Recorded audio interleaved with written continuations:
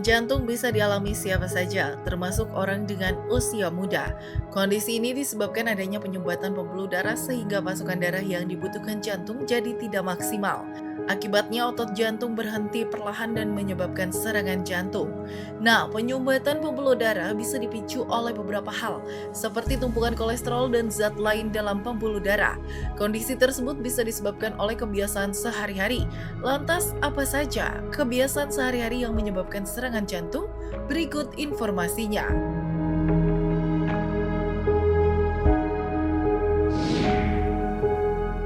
Kebiasaan pertama yang sebabkan serangan jantung ialah kebiasaan makan dan minum yang buruk.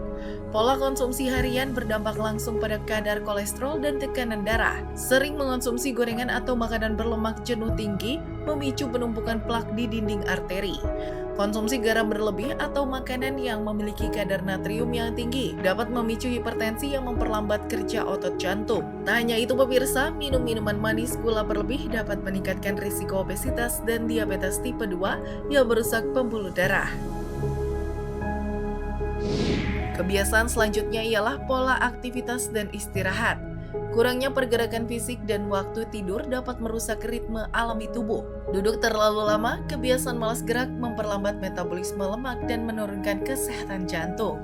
Sering begadang dan kurangnya istirahat dapat merusak kestabilan darah dan mengganggu fungsi regenerasi pembuluh darah.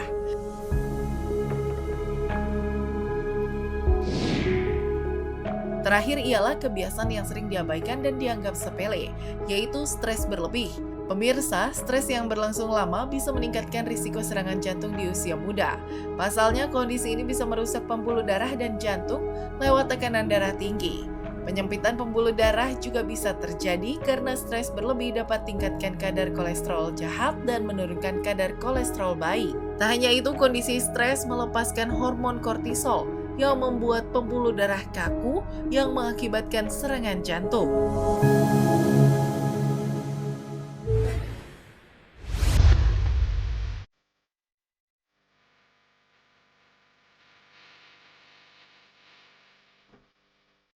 Pemirsa, pijat menjadi salah satu cara untuk menghilangkan lelah pada tubuh setelah beraktivitas.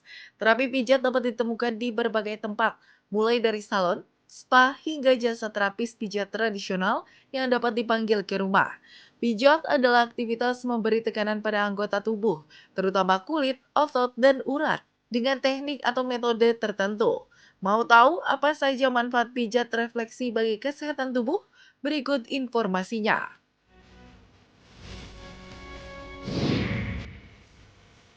Manfaat pertama, pijat ialah dapat melancarkan peredaran darah.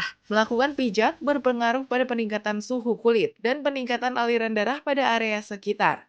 Gerakan dalam pijat mampu membuka simpul pada pembuluh darah, sehingga nadi dan vena bisa bekerja lebih optimal dalam mengalirkan darah. Kegunaan lainnya yaitu mencegah penyakit akibat peredaran darah tidak lancar. Selanjutnya, pijat dapat meredakan sakit kepala.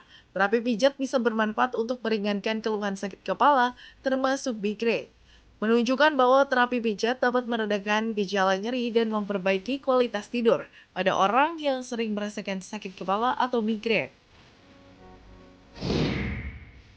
Manfaat ketiga, mengurangi nyeri sendi. Nyeri dan kaku pada sendi merupakan salah satu keluhan yang cukup umum terjadi. Kondisi ini bisa disebabkan oleh radang sendi atau osteoartritis.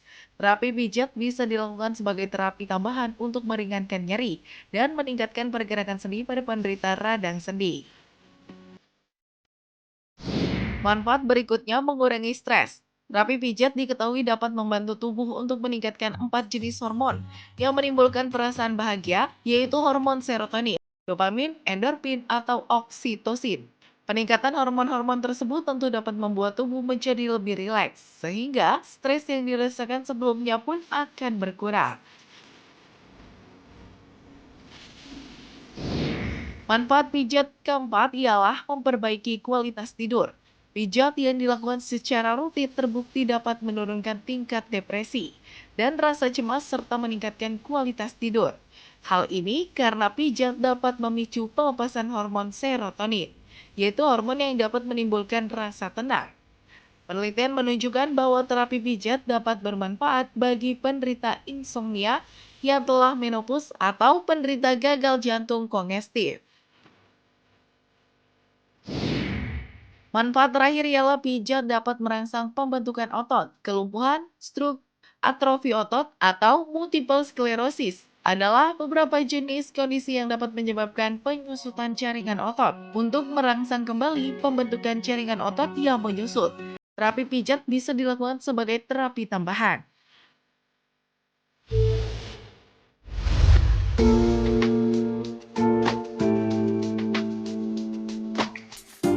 Aromaterapi menjadi salah satu alternatif untuk merelaksasi kondisi psikologis seseorang. Terapi pemulihan ini menggunakan minyak esensial. Minyak esensial dapat dipancarkan aromanya menggunakan alat seperti diffuser ataupun lilin aromaterapi.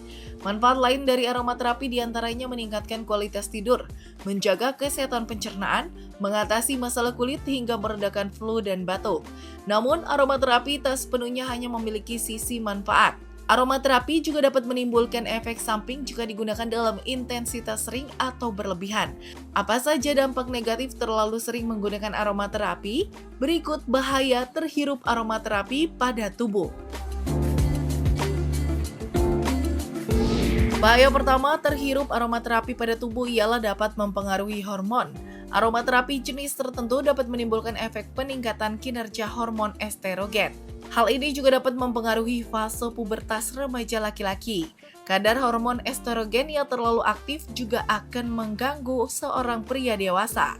Kondisi abnormal tersebut dapat membuat pria kesulitan atau mengalami gangguan pada saat ereksi. Kondisi-kondisi yang terjadi pada pria akibat aromaterapi tersebut akan berbahaya untuk kesehatan psikologis. Di antaranya akan timbul masalah kestabilan emosi dan bahkan depresi. Bahaya selanjutnya terhirup aromaterapi ialah memicu serangan asma. Kandungan volatil organik compound atau VOC pada aromaterapi dapat berdampak pada peningkatan risiko inflamasi di tubuh, mengganggu fungsi sistem saraf dan dapat menimbulkan reaksi alergi pada saluran pernafasan. Oleh sebab itu, jika Anda memiliki penyakit asma, harus berhati-hati dalam menggunakan aromaterapi ya. Tak hanya itu, risiko aromaterapi pemicu asma berpotensi terjadi pada aromaterapi yang berbentuk uap. Terakhir, bahaya terhirup aromaterapi ialah dapat meningkatkan risiko penyakit jantung. Seseorang yang menghirup aromaterapi bentuk uap akan mengalami peningkatan tekanan darah dan detak jantung. Ini jelas berbahaya pada kondisi jantung karena berpotensi merusak. Hal ini salah satunya dipublikasi dalam jurnal The Europe Journal of Preventive Cardiology. Dalam studi tersebut terdapat 100 pekerja yang menghirup aromaterapi. Seluruh pekerja lantas mengalami perubahan tekanan darah.